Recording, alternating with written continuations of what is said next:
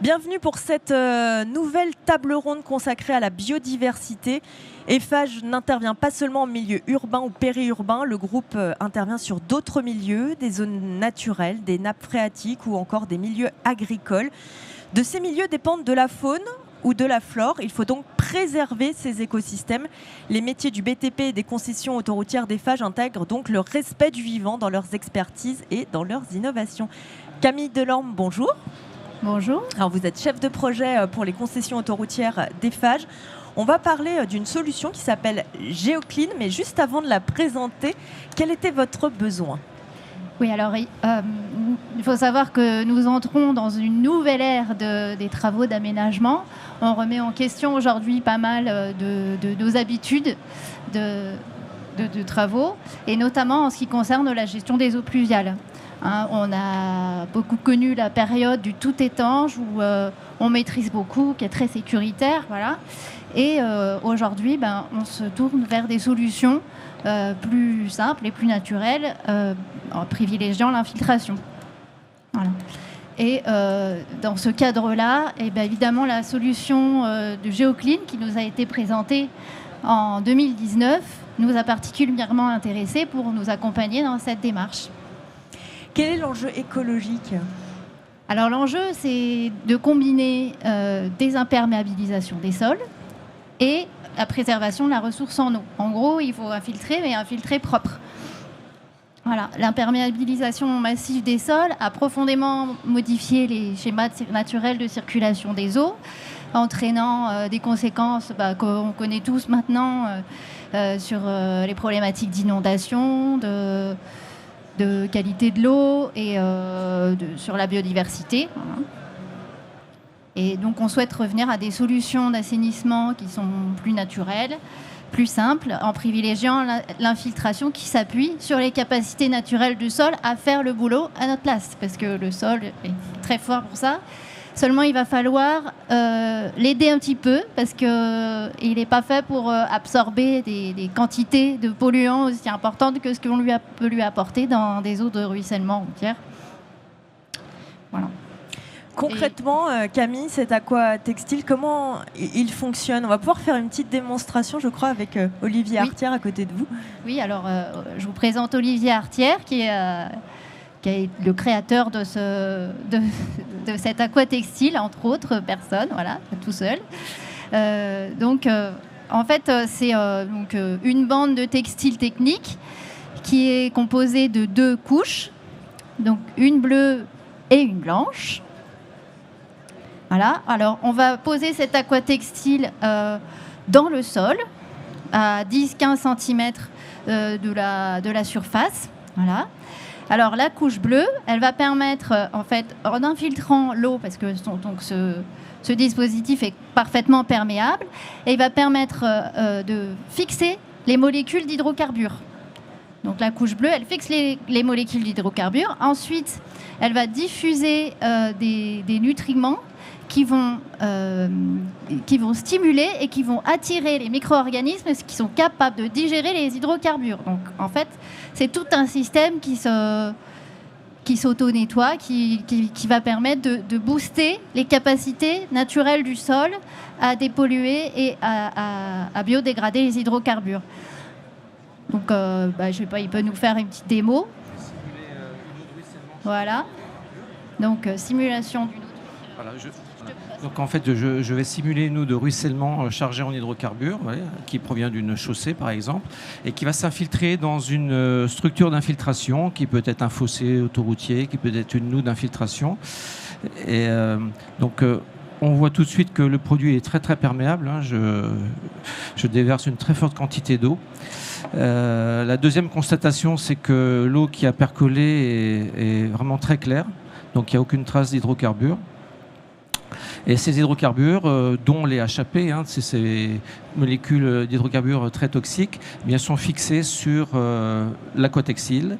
Et comme l'a dit Camille tout à l'heure, ensuite, les micro-organismes qui sont présents dans le sol vont venir coloniser ce produit, parce qu'il est très poreux par rapport à un sol, il y a beaucoup d'air, beaucoup d'oxygène, et va s'enclencher une biodégradation de type aérobie qui va permettre d'éliminer ces hydrocarbures fixés, donc de régénérer naturellement ce produit qui est installé donc une fois pour toutes dans les infrastructures, puisqu'il est sans entretien, et donc il va pouvoir être utilisé sur des durées de vie très longues, puisqu'on a testé ce produit qui a une durabilité de plus de 100 ans dans un sol. Et donc en fait il va se régénérer tout seul. Et ce qui était très intéressant, c'est que, alors j'ai passé d'eau aussi, mais lorsque l'on fait couler de l'eau claire par-dessus un aquatextile qui a déjà une charge d'hydrocarbures, eh bien on constate que la fixation est vraiment irréversible. Il n'y a pas du tout d'entraînement des hydrocarbures qui sont fixés. Voilà. Merci Olivier. Et donc je vous ai parlé de la couche bleue, mais il y a aussi la couche blanche. Elle a une utilité. En fait, elle constitue une réserve. Alors une réserve d'abord d'humidité pour permettre à l'écosystème qui s'est mis en place de micro-organismes de pouvoir vivre, parce que ça vit dans un milieu humide. Elle va constituer aussi, comme tu le disais tout à l'heure, une réserve de fixation des hydrocarbures pour faire face à une pollution accidentelle, parce que c'est ça aussi la problématique que nous avons à gérer dans le cadre de l'assainissement des eaux de ruissellement, c'est le risque de pollution accidentelle. C'est une grosse charge polluante qui va arriver d'un coup, qu'il va falloir gérer. Et Camille, Olivier Artière le disait, Geoclean n'a pas besoin d'entretien. Voilà, c'est ça qui nous intéresse aussi beaucoup, parce que voilà, on a tous besoin de faire des économies de moyens et donc avec cette solution-là, une fois qu'elle est dans le sol, elle ne se dégrade pas, elle ne se détériore pas et elle continue d'être active, elle s'auto-nettoie. Donc on n'a pas besoin de venir la changer ou de venir l'entretenir. Voilà, une fois qu'elle est là. Du coup, quelle est la durée de vie de Geoclean ? Oui, Olivier nous le disait tout à l'heure, ils ont montré des capacités de durée de vie jusqu'à 100 ans. Donc c'est sans doute plus. Ça va, c'est large. Est-ce que Geoclean peut être déployé partout ? Alors partout, si on parle au niveau de la surface de la Terre, il faut savoir qu'on a des zones avec des vulnérabilités, des sensibilités qui vont être différentes. Donc, il ne va pas être forcément utile partout. Il y a peut-être des sensibilités et des vulnérabilités trop fortes pour qu'on puisse faire appel à ce aquatextile, et encore. Et après, si on parle des perspectives d'utilisation de l'aquatextile, il y en a beaucoup. Il est déjà beaucoup mis en place sur des parkings perméables. C'est la grande nouveauté, les parkings perméables. D'ailleurs, on en a mis en œuvre très récemment, il y a quelques semaines, sur un parking sur l'aire de l'île d'Abo, qui est à 20 km d'ici, qui a été désimperméabilisé en partie et protégé par cette couche d'aquatextile. Voilà, on a aussi des perspectives d'utilisation sur l'assainissement longitudinal pour créer des noues de ruissellement ou bien sûr pour pouvoir l'installer au fond de bassins. Pour avancer, utiliser une solution comme Geoclean, on a Olivier à nos côtés. Vous êtes vraiment inscrit dans un écosystème d'experts. Oui, effectivement, les autoroutiers ne travaillent pas tout seuls, ils doivent s'entourer. On aurait pu, quand Olivier nous a présenté la solution, on aurait pu se dire super solution, on va l'acheter, on va la mettre en place et puis voilà.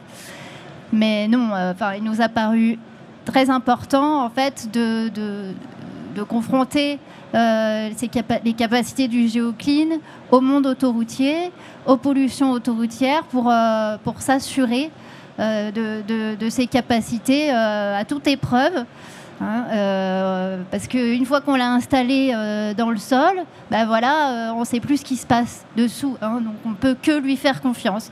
Et nous, chez APRR, on a besoin de preuves. Voilà. Et donc c'est pour ça qu'on s'est entouré de partenaires, et notamment le CEREMA, qui est un organisme très reconnu dans le domaine de l'assainissement des eaux pluviales. Ouais. On a l'habitude de nouer souvent des partenariats avec des industriels, des universitaires, des acteurs publics. Voilà, c'est tout un écosystème qui se crée dans lequel APRR souhaite être moteur, acteur et même moteur pour être souvent site d'expérimentation ou finalement utilisateur potentiel de ces solutions. Oui, puisque pour que l'on comprenne bien, votre problématique sur le réseau autoroutier, elle est très complexe. Vous avez dû tester ce produit aussi avec un autre enjeu. Oui, les capacités étonnantes du GeoClean, là, comme on l'a pu le voir sur la démonstration, elles ont été démontrées avec de l'huile moteur ou des mélanges polluants simples, on va dire.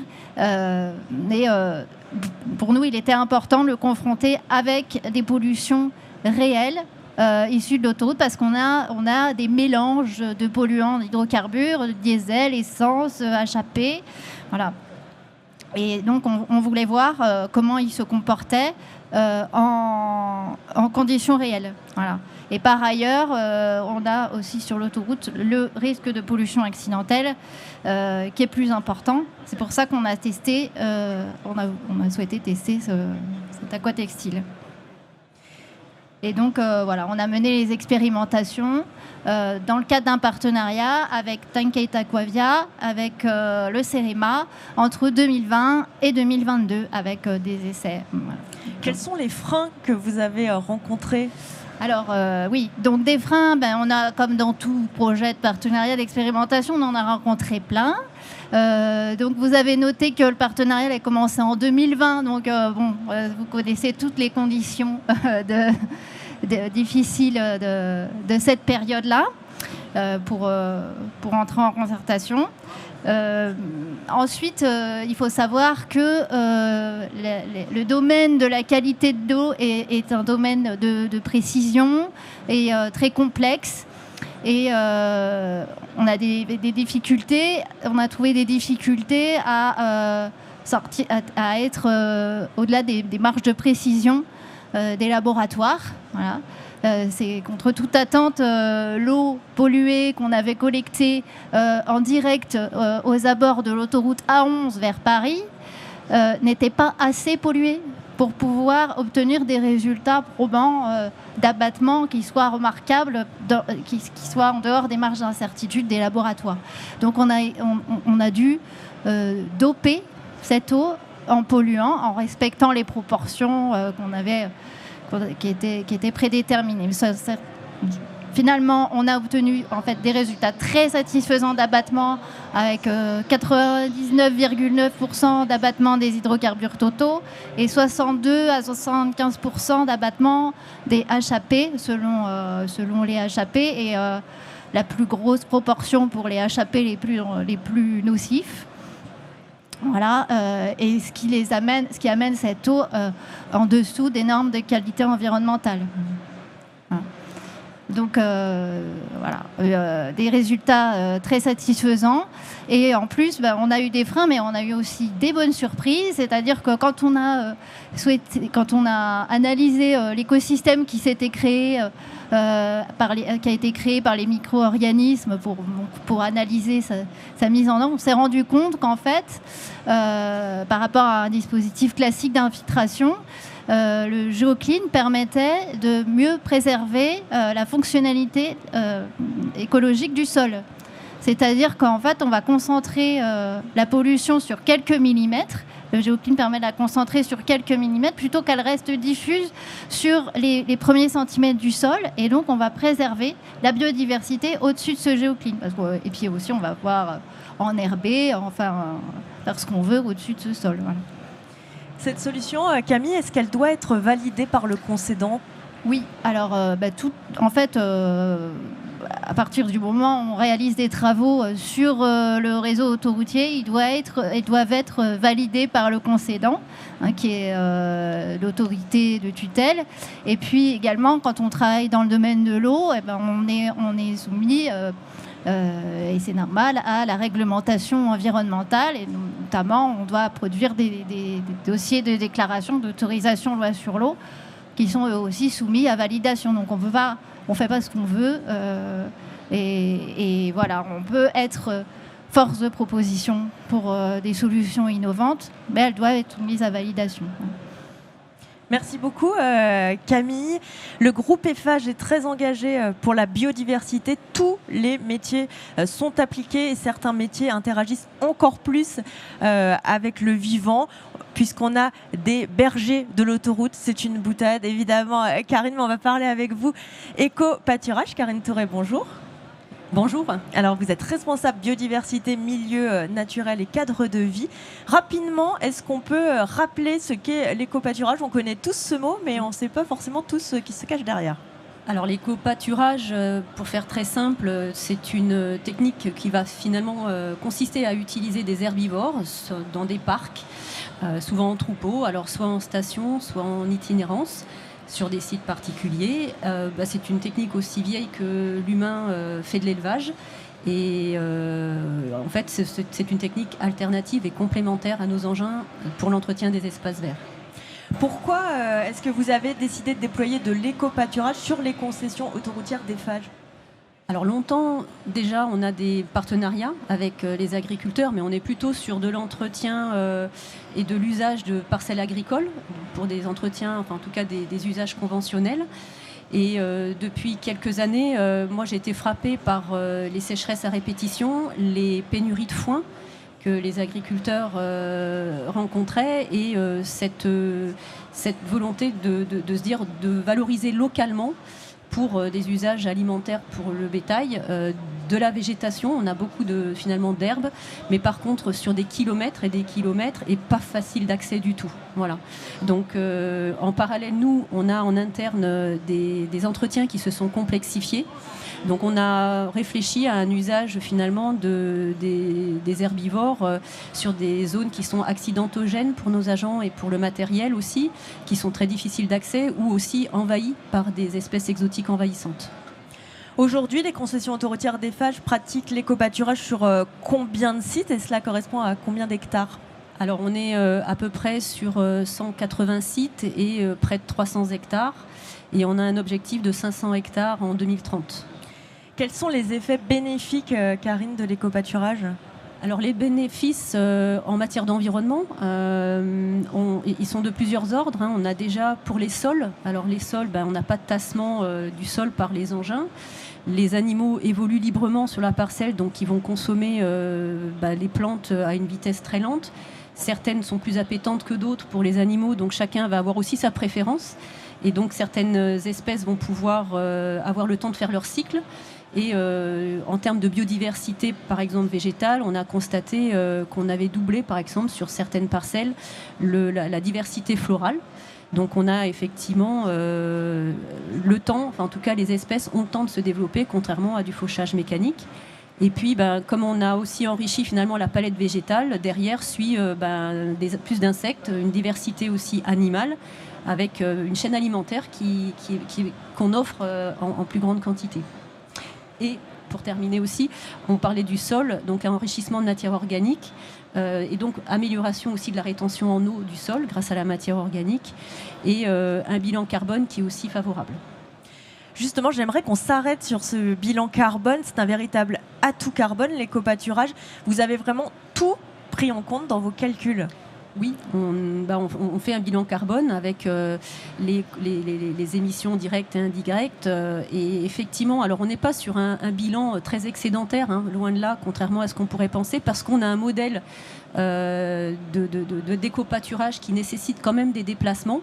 Parce qu'on parlait de plusieurs sites, donc les animaux doivent se déplacer de site en site et ils ne se déplacent pas avec leurs petites pattes, on les transporte. Donc les éleveurs, eux, ont des déplacements Et sur un réseau autoroutier, tout étant long, on ne peut pas sortir où on veut, on doit utiliser des sorties d'autoroute. Et donc tout de suite, finalement, le bilan, à cause des déplacements, n'est pas aussi favorable qu'un élevage très local. Est-ce que c'est une technique d'entretien complémentaire à l'entretien mécanique ? Alors totalement, mais on sait qu'on ne pourra jamais tout mettre en éco-pâturage, loin de là. D'abord parce que toutes les conditions de sécurité ne sont pas toujours satisfaites à tout endroit du réseau, et parce que la présence des agents est quand même utile pour le réseau autoroutier, parce qu'ils assurent une surveillance de l'état de nos infrastructures. Donc les deux sont complémentaires. Pour ceux qui souhaiteraient mettre en place cette démarche, comment vous, chez Eiffage, par exemple, vous avez réussi à trouver des bergers avec leurs animaux ? Alors on a participé au cofinancement d'une application qui s'appelle Mon Berger Local. Alors pour ceux qui connaissent, c'est un site de rencontre entre propriétaires de parcelles et éleveurs. Alors ça ne préjuge pas du sérieux de l'éleveur, et d'ailleurs ça ne préjuge pas non plus du sérieux des propriétaires de parcelles. On a mis des parcelles sur cette application, et quand on trouve un éleveur intéressé, on l'engage à travers une convention. Par contre, on est très vigilant sur le fait qu'ils soient en règle avec les services vétérinaires. On a une grande attention aussi sur le bien-être des animaux. Et puis, on l'engage aussi dans des règles de sécurité qui ne sont pas habituelles. Voilà. Donc, vous avez développé un véritable réseau d'agriculteurs. C'est un partenariat vraiment gagnant-gagnant. Alors, oui, je le pense complètement. D'ailleurs, les partenariats peuvent s'arrêter. Ça peut arriver. C'est parce que les bénéfices ne sont pas forcément satisfaits pour les deux parties, ou en tout cas pour l'une des deux parties. Et il peut y avoir plein de raisons à ça. Il peut y avoir, pour l'agriculteur ou le partenaire, c'est pas toujours des agriculteurs, mais une surcharge de travail, parce qu'on parlait de déplacement. C'est aussi parce que les règles de sécurité vont pas être satisfaites, ou bien malheureusement de l'intrusion des humains pour des intentions pas positives sur les animaux. Donc pour certaines raisons, on arrête des secteurs à éco-pâturer. Voilà. L'éco-pâturage permet par exemple à certains bergers de travailler avec des races anciennes. Cela a aussi un impact sur la faune, sur la flore. Est-ce qu'on a tout un écosystème ou certains écosystèmes qui renaissent grâce à l'éco-pâturage ? On a des agriculteurs qui vont nous mettre des races très communes, et d'autres des races qui vont être plus rares, et qui sont inscrits dans des programmes de conservation de races. C'est des races qui en général ont disparu ou vraiment n'étaient plus présentes parce que c'était des races qui n'étaient pas assez productives dans un contexte d'élevage, production laitier ou production de viande. Mais par contre, c'est des races qui sont très rustiques, très robustes, et qui redeviennent intéressantes pour des zones justement où on n'a pas de production à faire, mais par contre on a à entretenir des terrains avec une végétation qui n'est pas forcément la plus appétante pour les animaux, mais ces races s'en satisfont. Et finalement, de cette diversité génétique de races, ça me permet aussi d'entretenir un patrimoine génétique des animaux. Et qui dit diversité génétique dit aussi diversité sur les parcelles de milieu, puisqu'on disait aussi que certaines races préfèrent certaines plantes que d'autres. Voilà. Alors on parle de concessions autoroutières, des concessions autoroutières d'Eiffage et d'animaux. Il a fallu donc aussi prévenir de leur présence, puisqu'il ne faut pas, par exemple, qu'un agent autoroutier, je suppose, laisse ouvert un portail. Alors oui, quand on parle de sécurité, c'est autant pour les animaux que pour les agents. Comme on a des sites en itinérance, en tout cas le troupeau est en itinérance, ce sont souvent des parcelles qui sont grandes avec beaucoup de végétation. Donc les animaux ne sont pas toujours visibles, et les agents n'y pensent pas forcément, parce que comme les animaux changent de site, ils ne pensent pas forcément que les animaux sont là. Donc on a effectivement placardé des affiches pour faire attention, parce que si le portail reste ouvert, c'est le risque de gros ennuis derrière. Donc on veut absolument prévenir ça. Et puis c'est aussi pour protéger l'agent, parce que qui dit troupeau dit parfois mâle dominant ou femelle dominante qui a cet instinct de protéger ses congénères. Et comme les agents ne sont pas des spécialistes des animaux, ne connaissent pas les tempéraments de chacun des animaux, des individus que les agriculteurs nous mettent, et en général, c'est plutôt des animaux qu'on ne veut pas être proches de l'homme, parce que justement, s'ils sont trop proches de l'homme, ils vont venir voir les humains et c'est pas ce qu'on veut. Donc voilà, on demande aux agents de faire très attention et ça commence déjà par cet affichage. Quels sont les conseils que vous donneriez à une entreprise, à une collectivité qui voudrait se lancer dans l'éco-pâturage ? Alors déjà s'interroger sur le besoin, quel est le besoin d'éco-pâturage et où est-ce qu'il doit avoir lieu, parce qu'on voit tout de suite que la configuration et le profil du troupeau ne sera pas le même. Ensuite, s'inscrire sur Mon Berger Local. C'est une application de rencontre qui facilite bien les choses. Et puis être très très vigilant aussi sur le respect des règles sanitaires, des règles d'élevage et au bien-être des animaux aussi. Voilà. Merci beaucoup Karine. On poursuit cette table ronde biodiversité avec Fabien Magrin. Bonjour.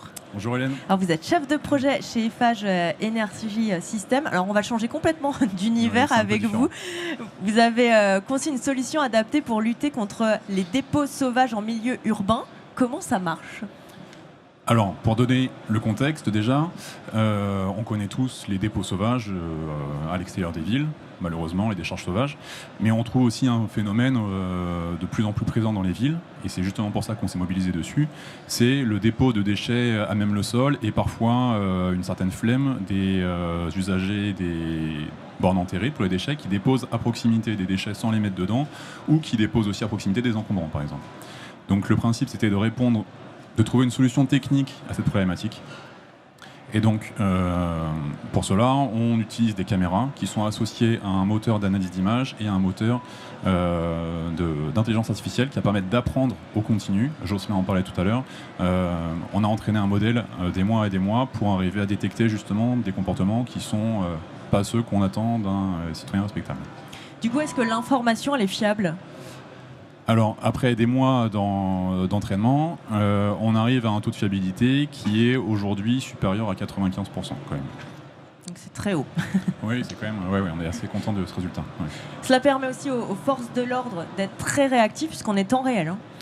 Alors, le bémol que je mets sur le temps réel et sur la fiabilité, c'est un délai pour le système d'analyse de l'image. C'est-à-dire que c'est pas un temps de calcul, mais c'est plutôt éviter ce qu'on appelle des faux positifs, à savoir quelqu'un qui viendrait, qui dépose sa poubelle à côté, qui s'éloigne de quelques pas et qui revient pour la déposer.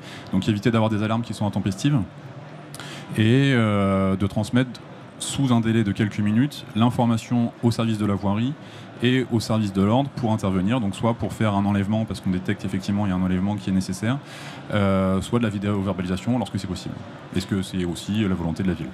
Ce système, il peut être installé quasiment partout, puisque c'est sur batterie et puis on le met sur un lampadaire, c'est ça ? Tout à fait. Alors la batterie, le système principal, c'est la caméra. Donc on peut l'installer sur des bâtiments qui sont raccordés à l'énergie permanente, sur des mâts de vidéoprotection, donc qui sont raccordés en énergie permanente, ou sur des mâts d'éclairage public. Dans ce cas-là, on adjoint un système de batterie associé. L'intérêt, c'est que l'éclairage public dispose de mâts qui sont espacés d'environ 30 mètres, c'est-à-dire qu'on peut installer du coup le système à peu près où on le veut dans la ville. Et l'autre intérêt du système avec le pack batterie, c'est que c'est un système qui est déplaçable. Donc c'est-à-dire qu'on peut superviser une zone où on détecte un comportement qui est à problème et le déplacer lorsque on le souhaite, lorsque le comportement, on l'espère, est devenu plus propre. Alors on se dit en vous écoutant, pourquoi ça n'existait pas avant ? Quel était le frein ? Vous parliez par exemple de ces faux positifs tout à l'heure. Est-ce que c'était ça ? Quel était le frein ?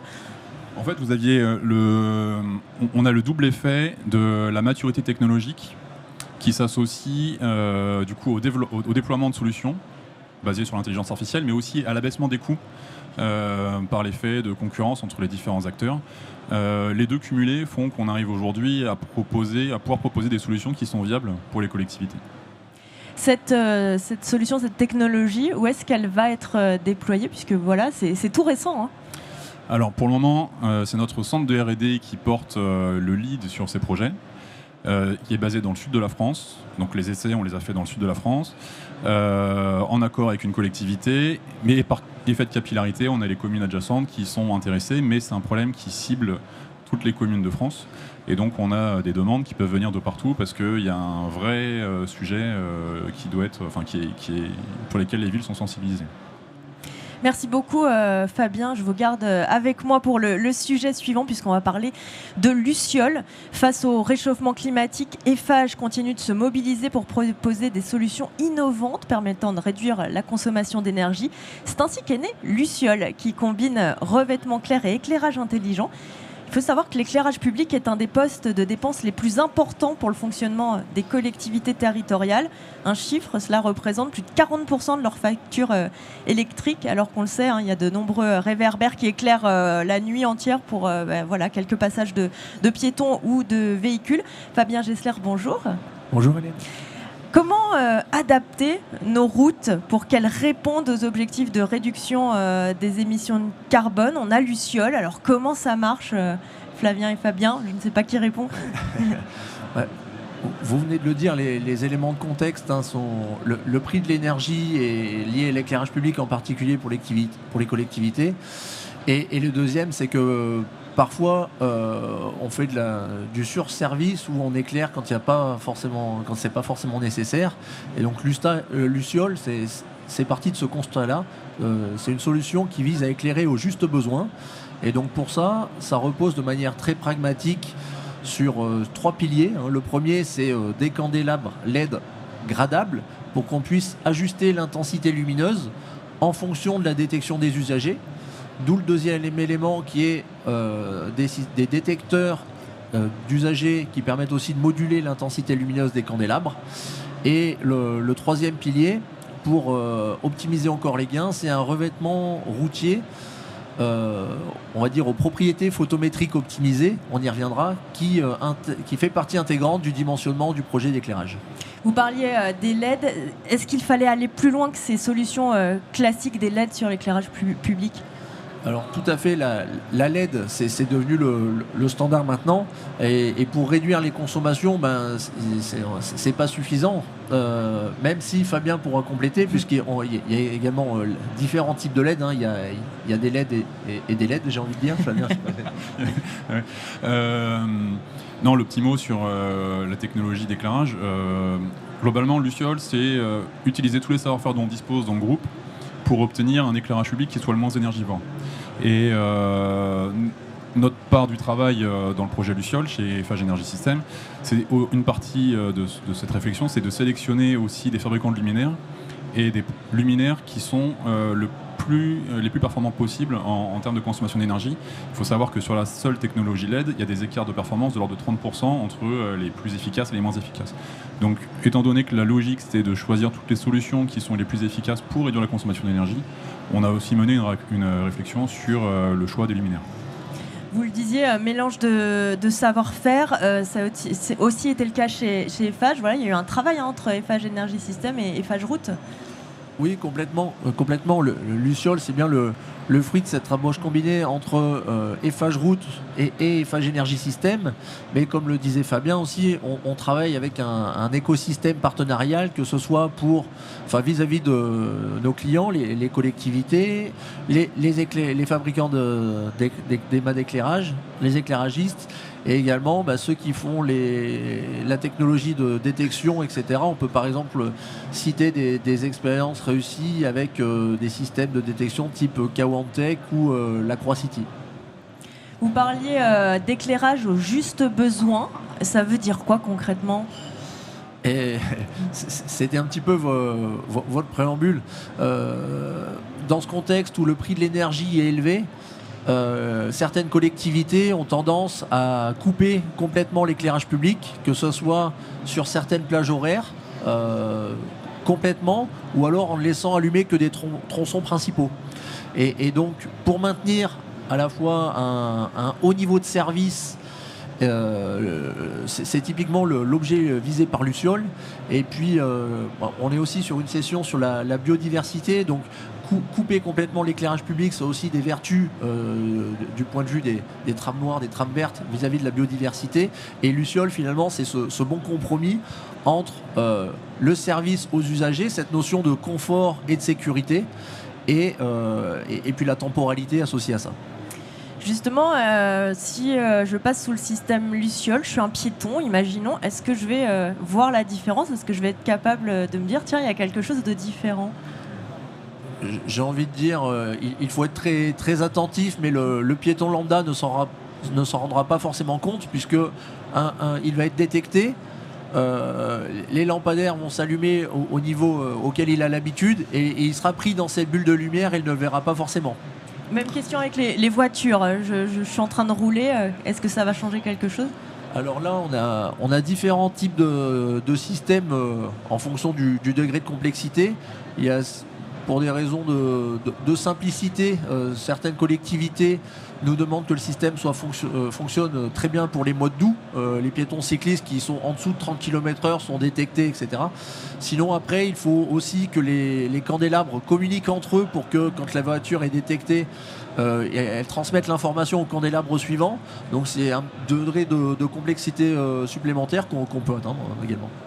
En amortissement, le système a une durée de vie plus longue et le coût de fonctionnement de l'éclairage diminue aussi? Le coût de fonctionnement, j'ai envie de dire, c'est à peu près le même que sur ceux des systèmes LED classiques.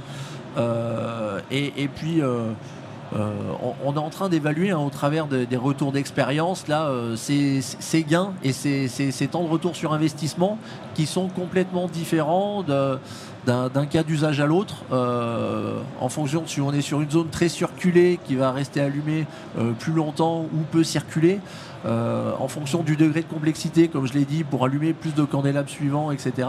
Donc c'est toutes ces choses qu'on est en train d'appréhender. Justement, vous parliez de complexité. Comment le système il est géré? Alors globalement, comme on l'avait indiqué juste avant, en gros il y aura 2 briques principales. Un système routier avec une spécificité qui est de réfléchir la lumière davantage qu'une route classique, pour justement abaisser le niveau d'éclairage des luminaires. Et sur ces luminaires, on installe en plus un système de télégestion, comme on a indiqué, qui permet de justement baisser au minimum le seuil d'intensité lumineuse au tout départ et l'ajuster à un niveau d'éclairement qui est plus habituel pour un usager lambda. Donc en gros, on va dire qu'on a 2 briques principales, donc la route et l'éclairage. Et sur l'éclairage, on va avoir donc le luminaire dont je parlais juste avant, qui est très performant énergétiquement, associé à un système de détection d'éclairage, détection de présence pour abaisser l'éclairage. Sur la route, voilà, on a parlé là des luminaires, mais il y a aussi l'enrobé. Quelles sont ses spécificités? Oui, alors dans le projet d'éclairage, il faut tenir compte des propriétés photométriques de l'enrobé. Donc si on parle technique, on va regarder ses coefficients de clarté, plus ou moins clair ou plus ou moins sombre, et son coefficient de spécularité. C'est la façon dont la lumière va se réfléchir de manière diffuse ou directionnelle type miroir. De manière pragmatique, c'est un revêtement de chaussée qui est plutôt clair du coup. Les revêtements de chaussée clairs peuvent être faits au moyen de différentes façons, hein. Ça peut être des granulats clairs avec un liant bitumineux qui est noir mais qui va s'user avec le temps ou qu'on peut venir décaper tout de suite pour avoir la teinte des granulats. On a aussi des granulats clairs qui peuvent être couplés à des liants clairs directement. Enfin, tout est possible. Quels sont les gains justement de Luciole? Qu'est-ce que cela permet? Alors du coup, si on se base sur un éclairage avant qui était sur un système de technologie à sodium à haute pression, enfin l'éclairage on va dire classique encore malheureusement en 80% des cas partout dans les villes, on a le passage à LED, c'est une économie d'énergie de l'ordre de 50%. Ce que je disais tout à l'heure, si on a déjà un système d'éclairage à LED, on peut gagner 30% si on a un éclairage qui est plus efficace. Le grand paramètre qui présente une très grande variabilité, c'est la détection de présence. Comme disait Flavien, si on est sur un boulevard, on aura une efficacité moindre que si on est sur une zone résidentielle. On estime que l'efficacité va se situer, le potentiel d'abaissement sera de l'ordre de 30 à 80%.